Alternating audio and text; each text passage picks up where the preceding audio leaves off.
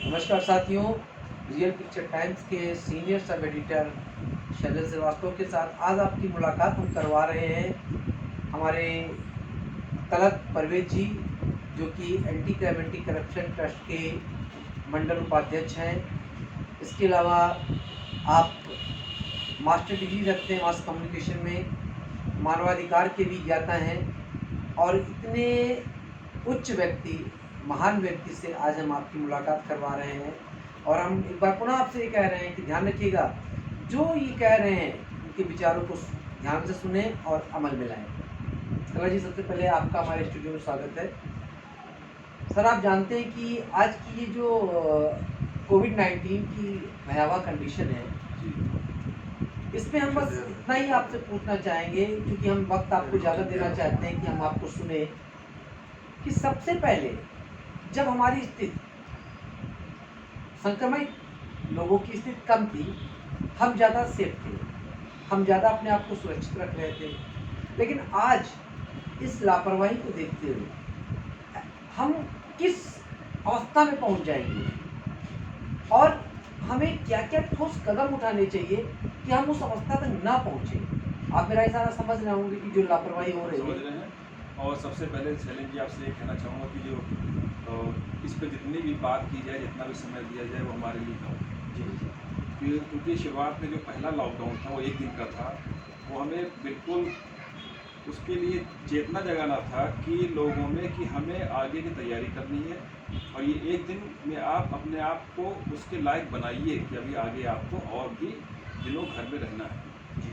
दूसरी चीज़, हम जब तक लॉकडाउन में थे, घर में थे, हमारे ऊपर कोई ऐसा भार नहीं था जिससे हमने कहा जाए कि हमने बचा लिया। ये हमारी जिम्मेदारी थी कि हमें उसको स्प्रेड करने से रोकना था। अब लॉकडाउन ओपन हो चुका है, हम बहुत कुछ अनलॉक हो गया, लॉक 1 स्टार्ट हो गया है।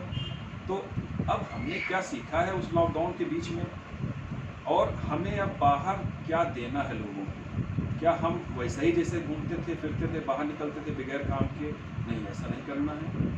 अगर ज़रूरत हो। सर, हमारा पहला प्रश्न था कि हम किस भयावह स्थिति तक पहुंच सकते हैं। भयावह स्थिति की बात करेंगे तो देखिए, ये मल्टीपल स्प्रेड होती है जी।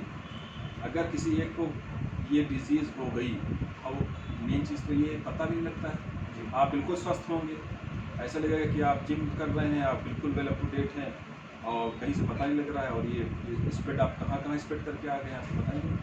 तो भयावह की तो आप बिल्कुल मत बात की। अगर ये ध्यान दीजिएगा कि तरह जी का कहना है ये कि फैला, अगर ये फैला, ये अगर स्प्रेड हुआ, तो आप यकीन नहीं करेंगे, जैसे हम लोगों ने कोई त्रासदी अगर आगे पिछले किसी 50 साल 60 साल किसी और पुराने 70 साल के व्यक्ति को बताया जाए कि कभी हैजा हुआ था, किसी ने अपने आंखों के सामने बहुतों को ऐसे मरते देखा, तो ये वो स्थिति तक आई अगर नहीं समझेंगे।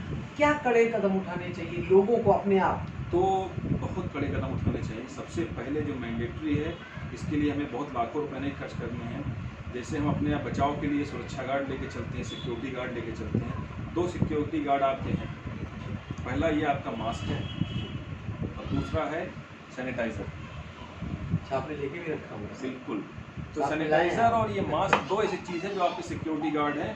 इन दोनों से अगर आपने दूरी बना ली, आप बिल्कुल आप जान लीजिए चपेट में आ गए। इसको अपने साथ रखना। बिल्कुल, एक छोटा सैनिटाइज़र अपने जेब में रखिए, पॉकेट में, जब भी बाहर निकलें।